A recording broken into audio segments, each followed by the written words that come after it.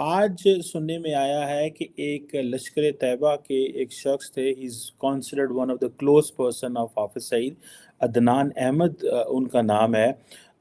उनको कराची में जो है वो मार दिया गया है। This is what it has been reported by many people.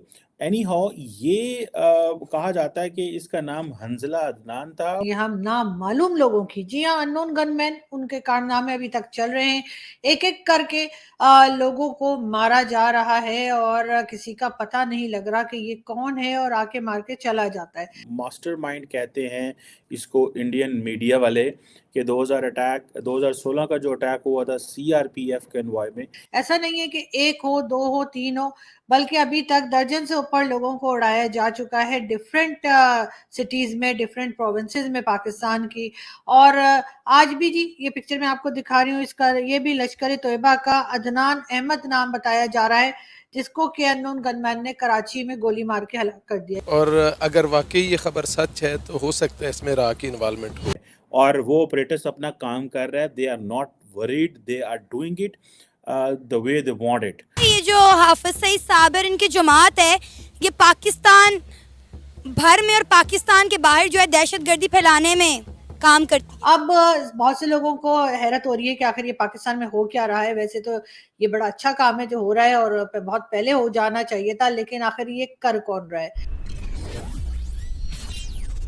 Hello friends, जय हिंद। हिंदुस्तान स्पेशल में आपका स्वागत है दोस्तों। लश्कर-ए-तोयबा का आतंकवादी हंसला अदनान की पाकिस्तान में कराची में अज्ञात बंदूकधारियों द्वारा हत्या कर दी गई।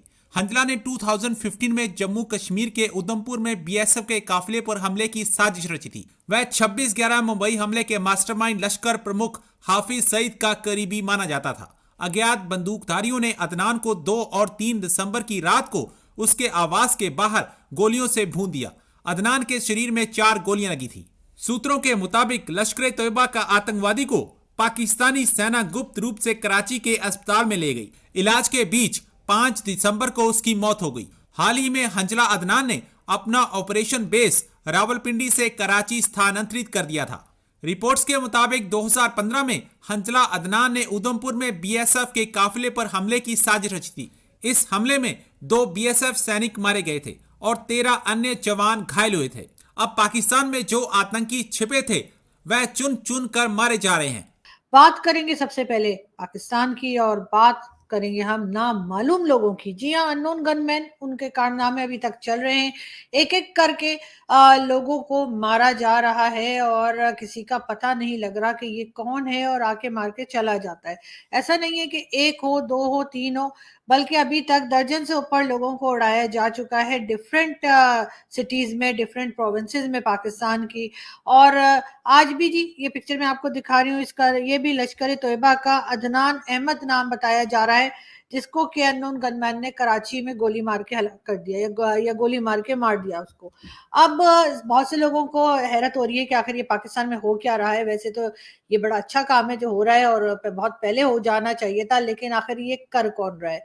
अगर अननोन गनमैन कर रहा है और कोई ऐसा आदमी कर रहा है, करवा रहा है, जिसका किसी को पता नहीं, तो पाकिस्तान की एजेंसीज क्या कर रही है। वो नंबर 1 एजेंसी जो कि हर वक्त हाई अलर्ट पे रहती है और जिनका कहना ये है कि जी हम पूरी दुनिया में हमारे जैसा कोई नहीं, तो फिर ये इस अननोन गनमैन जो आ रहे हैं और मार मार के जा रहे हैं, इनको क्यों पकड़ नहीं पा रहे, इनको क्यों आइडेंटिफाई नहीं किया जा सक रहा, या ये नहीं पता लग रहा कि आखिर ये कौन लोग हैं।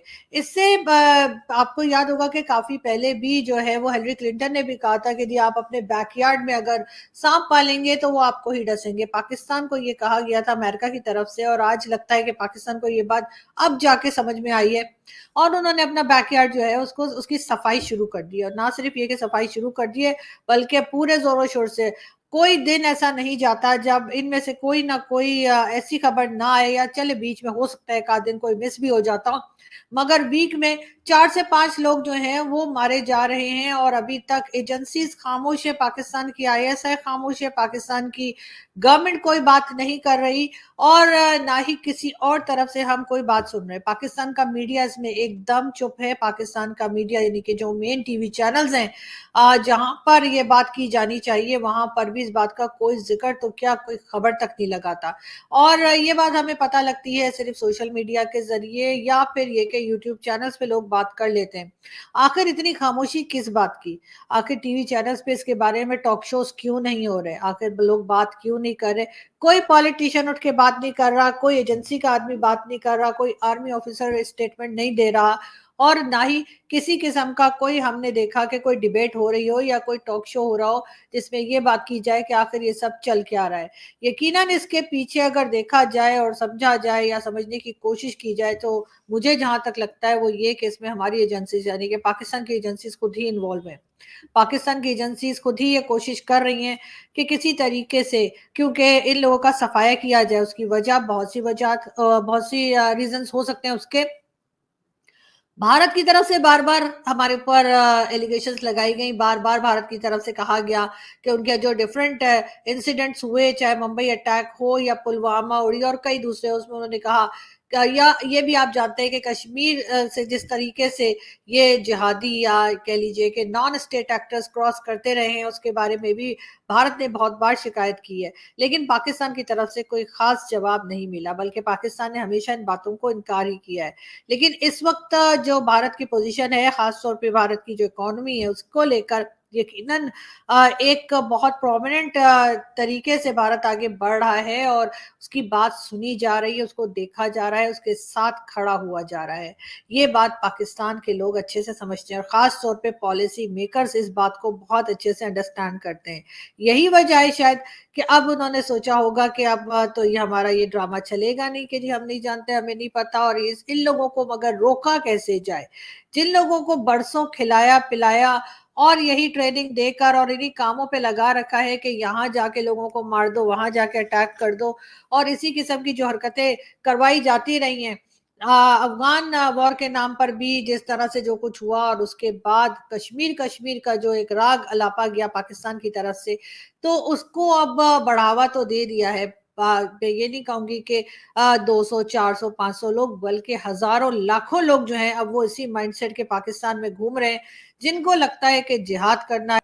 आज सुनने में आया है कि एक लश्कर तैयबा के एक शख्स थे, he is considered one of the close person of Hafiz Saeed, Adnan Ahmad उनका नाम है। उनको कराची में जो है वो मार दिया गया है। This is what it has been reported by many people. Anyhow ये कहा जाता है कि इसका नाम हंजला अदनान था। मास्टरमाइंड कहते हैं इसको इंडियन मीडिया वाले, कि 2016 का जो अटैक हुआ था सीआरपीएफ कन्वॉय में, ये कैसे हो सकता है कि without presence of Indian apparatus in Pakistan, how is it possible? ये मुमकिन ही नहीं है। So it means कि वो apparatus हमने जिसका शोर सुना पूरी दुनिया में, वो पाकिस्तान के अंदर भी मौजूद है।